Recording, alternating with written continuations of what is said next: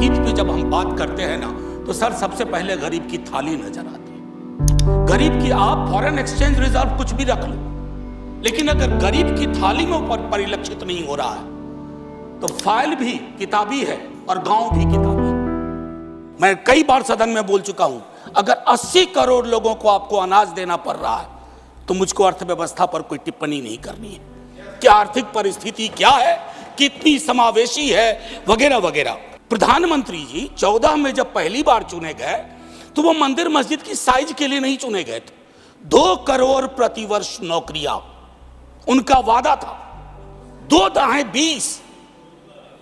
20 करोड़। एक श्वेत पत्र तो बनता है कि हम कहां हैं। माननीय उपसभापति महोदय, मैं कुछ चीजें आपके मध्य, क्या ऐसा तो नहीं है कि हम मानव विहीन और मानवीयता विहीन ग्रोथ स्टोरी के पक्ष में भजन गा रहे हैं, करतल ध्वनि कर रहे हैं? सर, कोई भी वैसा ग्रोथ जो फेसलेस हो, जॉबलेस हो, उस ग्रोथ से देश की हकीकत नहीं बदलती है। The most pressing issue of the day, where we are all supposed to raho chup. And now we are told that it is the BJP's master strategy that even with this motion, the Honorable Prime Minister has not come to the House day before yesterday. He has not come yesterday. He has not yet come today. वो थोड़ी ना बैठकर आपकी सुनेंगे, वो तो last दिन आएंगे और बस अब सबकी धज्जियां उड़ा के जाएंगे। Fine, we are waiting. No problem. I don't know what is more unfortunate, that our Honorable Prime Minister refuses to come to this House, of which he is an elected member, to answer us on Manipur, or that he refuses to go to Manipur to reassure vulnerable, petrified people that peace and reconciliation are his mission. I beg you on behalf of the people of Manipur, change the administration. Allow all parties to work together to mediate a truce.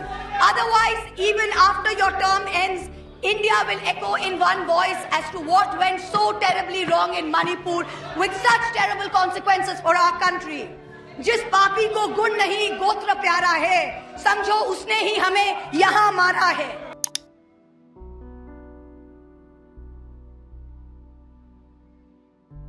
Sir, why do you really think we brought this no confidence motion? It's because we are representative of the Indian citizens. And that's why the sentiment of the nation is what we are standing here for. This is what people tell us. What does a member of parliament do? He is the voice, or she is the voice of what the citizens of India feel. And that's our moral duty. And I thank Gaurav Gogoi ji for moving this motion, which is the true emotion of an Indian citizen today. There's a Mr. Friedman, who's one of the best economists the world has ever seen.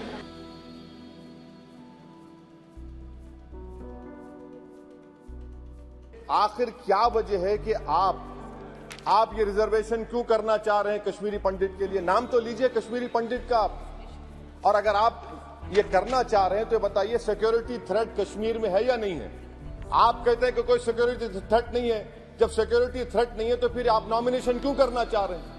आखिर क्यों आप 370 निकालने के बाद वहां पर हर महीना पाकिस्तान से दहशतगर्द आकर श्रीनगर में गोली मारते हैं, राजौरी में मारते हैं, हर महीना 5-5 लोग मरते हैं, कैप्टन मरता है, हवलदार मरता है, लेफ्टिनेंट कर्नल मरता है, तो आपका कौन सा नॉर्मलसी रेस्टोर किया? कुछ रेस्टोर नहीं किया। लोग, हमारे सिपाही मर रहे हैं, मगर आप बाजा बजा रहे हैं कि अमन हमने कायम कर दिया 370 को निकालकर। सर, जम्मू के डोगरा लोगों का बहुत बड़ा नुकसान आपने कर दिया। 112 राइस मिल थे, अब सिर्फ 6 राइस मिल बचे हुए हैं। बताइए आपने कौन सा बड़ा तीर मार दिया 370 निकालकर?